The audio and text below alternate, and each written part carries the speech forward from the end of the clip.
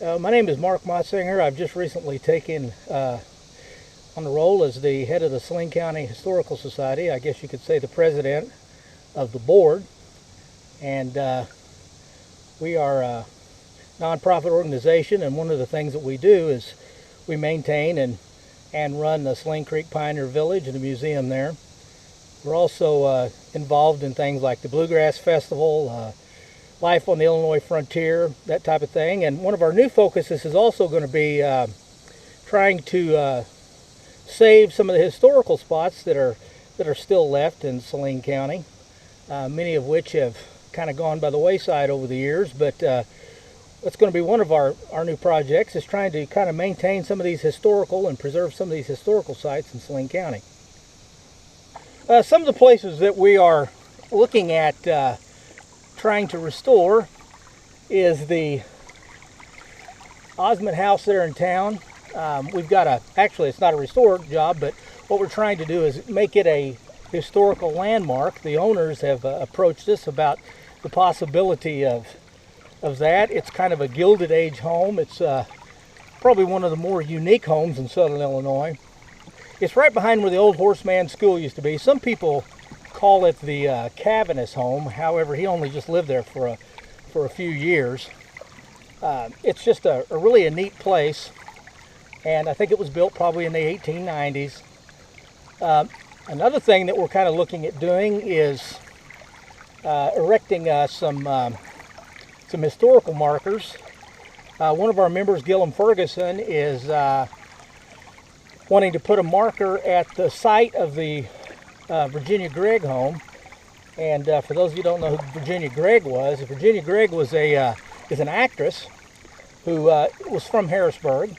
She's probably best known as the voice of Norman Bates' mom in the movie Psycho, but she was also in many other movies. She was in was a constant, pretty much regular in the TV show Dragnet, and wanting to put a marker up there in front of her home.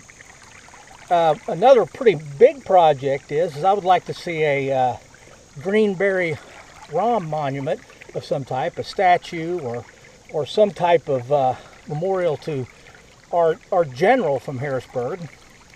As most of you probably know that they tore the house down there, and probably a historical marker in front of the place where he lived for 30 years would be something that we're going to look into. So there's a lot of different projects. Any homes, there's a few churches in Saline County that people have come to us about possibly trying to get on the historical registry. So there's just several different things that we're looking at. We are kind of doing a drive right now. We've had a lot of people just recently interested in joining. We got a couple of new members already that we're excited about. One of them is a guy from Galatia who's retired, and he's a glazer, and we've got some window projects we need to do in the museum, and hopefully with his help we can get that done. The Historical Society right now has some very hard-working people. Ed Miller has just spent, matter of fact, he's probably there right now mowing. But as Ed always says, I'm not getting any younger. And Ed's always asking me when I tell him that we have a new member, he always says, are they young and can they mow? So, we're looking for a little bit of everything. You don't have to have a whole lot of different skills. Just about anybody can mow. We're also looking for people that are interested in maybe doing some period reenacting. Maybe want to take on one of the houses or buildings.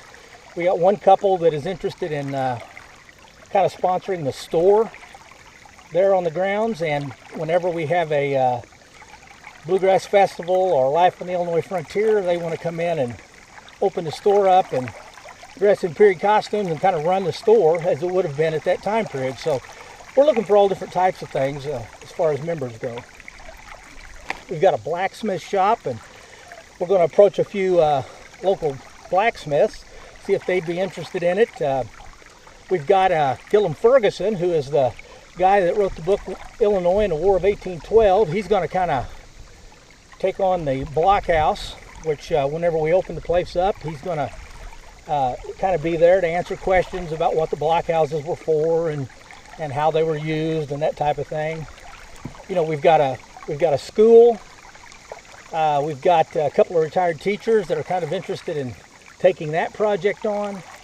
We've got a church there that we may have looked for some people to take that on as kind of a little hobby to kind of adopt it, I guess you could say. You know, if people can adopt parts of highways, in a way you can't adopt something in a museum. I'm also on the tourism board, and the tourism board helps sponsor Southern Illinois on our series. And there's so many other things that we could talk about, and it turned out so well that we plan on doing it again. We had some top-notch speakers. I mean, you really, for Southern Illinois, you really can't get much better than the speakers that we had. When you got people like Dr. Mark Wagner and Mary McCorvey and Gillum Ferguson and people like that, it's really hard to beat them because, you know, they're pretty much the experts in their field. And when you have them coming to talk, you basically have the best there is. The one on the Crenshaw House was very well attended, but I really hate to say it, but the last one was probably the most well attended, and that's the one that I did. And I kind of think a lot of that had to do with the fact that it was the last one, and everybody thought, well, I better go while I've got the chance.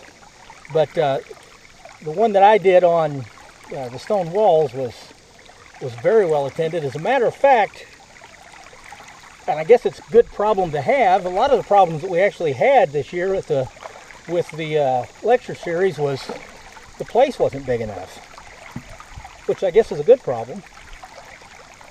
I really liked the venue and the fact that it was a coffee house and a kind of a coffee house setting, and you could you know, come in a little early and after work and kind of sit back and get a cup of coffee or a smoothie or a scone or whatever you wanted, or a sandwich.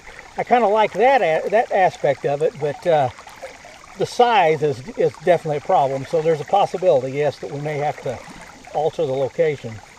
The Steam Cafe, and you know, they did a great job of hosting it. They worked with us, and you know, it's always nice to help a local business.